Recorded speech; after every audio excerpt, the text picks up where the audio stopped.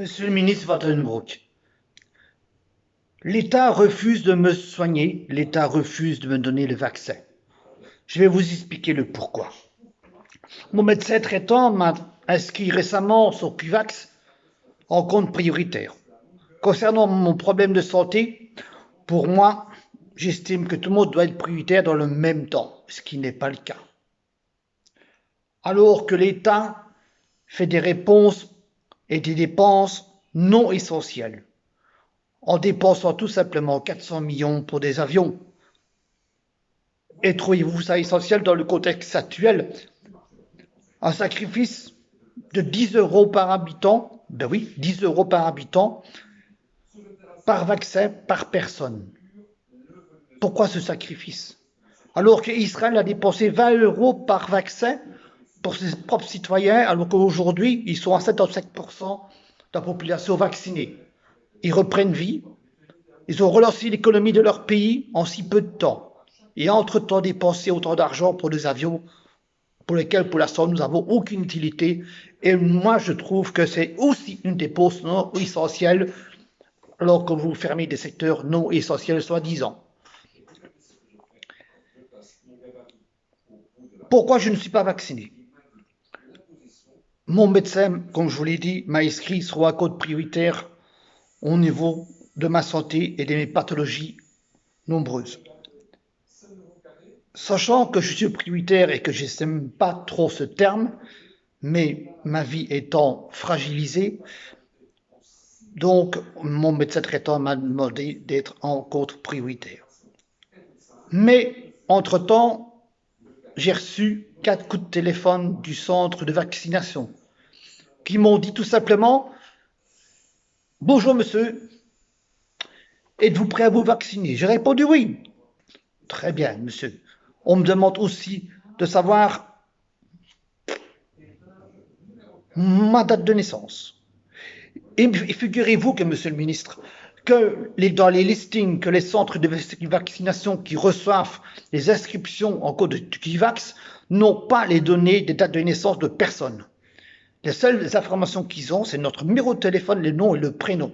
Et quand ils vous téléphonent et quand ils vous demandent l'âge que vous avez, moi j'ai dit que j'ai 54 ans et on me répond par 2 fois « Non monsieur, c'est désolé, mais on ne peut pas vous faire le vaccin pour la simple raison que c'est AstraZeneca et c'est fixé à ceux de 55 ans. » Donc vous faites une différence de 11 mois et on me refuse de me faire le vaccin alors que nous n'avons pas le choix du vaccin et vous me refusez le vaccin qui est disponible pour moi.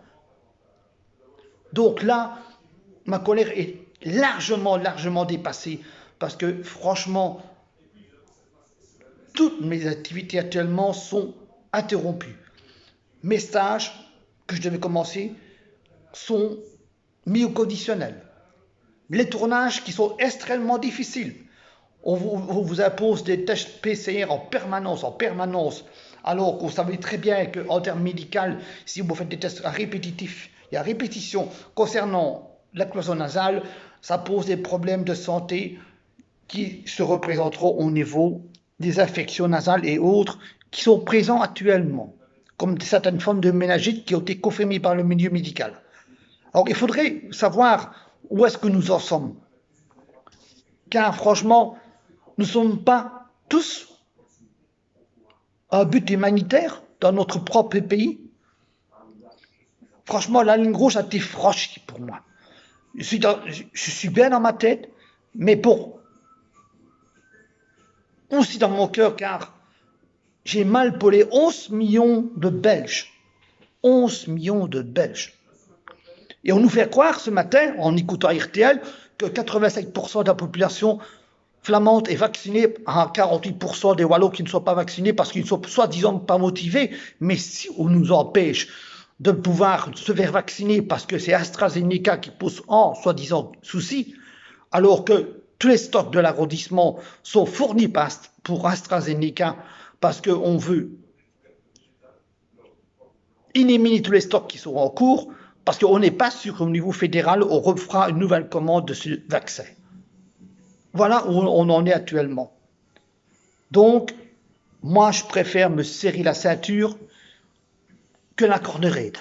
Je préfère réveiller les consciences de ces dirigeants en veille. Je préfère l'exemple d'une grève de la faim.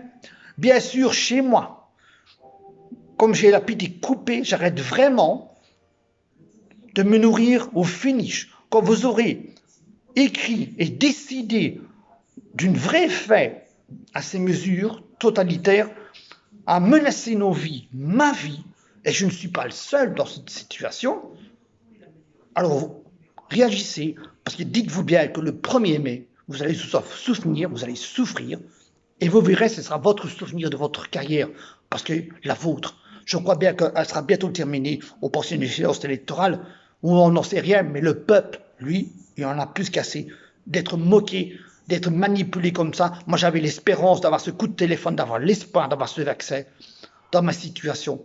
Et dites-vous bien qu'entre-temps, si ce virus me touche, j'aurai très peu de temps pour vous dire au revoir, Monsieur le Ministre.